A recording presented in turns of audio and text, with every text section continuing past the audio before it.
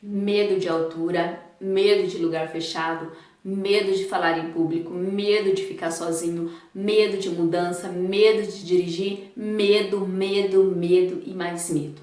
Me diz aí, qual é o seu medo? Nesse vídeo de hoje nós vamos conversar um pouquinho sobre o medo e como ele pode nos tornar incapacitante. Se você é novo aqui no canal, então não deixa de se inscrever, ative o sininho que o YouTube sempre vai estar notificando quando houver vídeos novos. Se você quiser saber mais sobre autoestima, autoconhecimento, autodesenvolvimento, relacionamentos, então tá no lugar certo. Nos vídeos anteriores eu falei sobre a terapia cognitiva comportamental e como o psicólogo atua diante dessa abordagem. A partir de agora eu vou trazer conteúdos voltados para o nosso dia a dia. A psicologia aplicada à vida. Agora, bora lá para o conteúdo de hoje? Primeiramente, precisamos compreender o que é medo. O medo é uma emoção desconfortável sentida pelos seres humanos diante de uma situação perigosa, de um perigo real. Ele é importante para a nossa sobrevivência, pois ele nos auxilia naquele processo de luta, paralisação ou fuga diante daquela situação, daquele evento perigoso. Temos o medo normal, que é aquela reação comum que todos nós sentimos diante daquele sinal universalmente considerado perigoso. Escuridão, lugares altíssimos, alguns animais ou insetos. Então é normal, é comum eu sentir medo diante daquele animal que pode trazer ali um dano para minha vida, para minha saúde física. Mas nós temos o medo patológico, que é aquele medo desproporcional, ele não condiz com a realidade. A situação não oferece um perigo real, mas mesmo assim eu tenho um medo intenso, que muitas vezes me paralisa, me impede de realizar determinadas atividades por ter medo.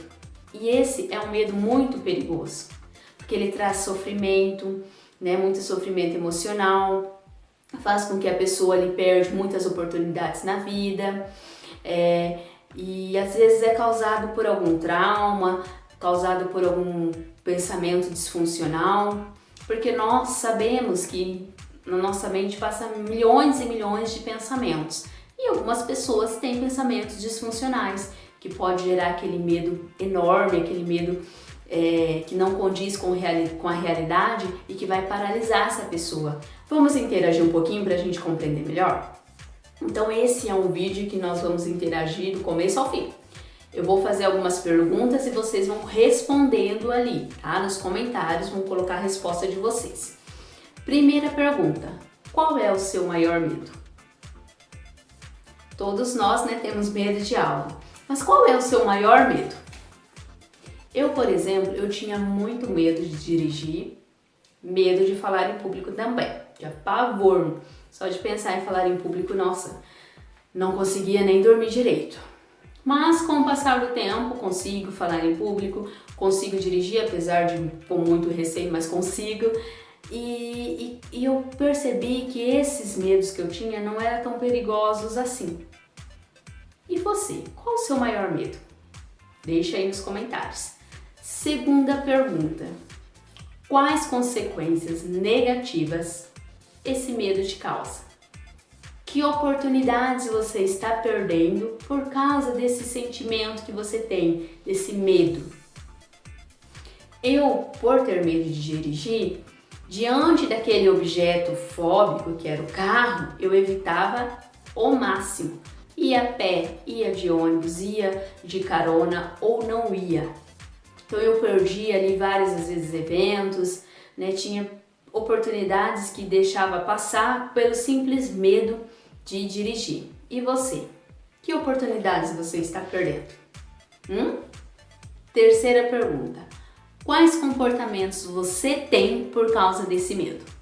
Quando eu sabia que tinha uma apresentação, que eu tinha que me expor a um público, que eu tinha que falar diante de um público, meu Deus do céu, os dias que antecedessem esse evento, essa situação, eu não dormia direito, ficava só pensando nisso, tinha dor no estômago, no dia gaguejava, não conseguia falar direito, falava só metade do que era para falar. Então, esse meu medo causava vários comportamentos. E você? Quais comportamentos você tem? Quarta pergunta.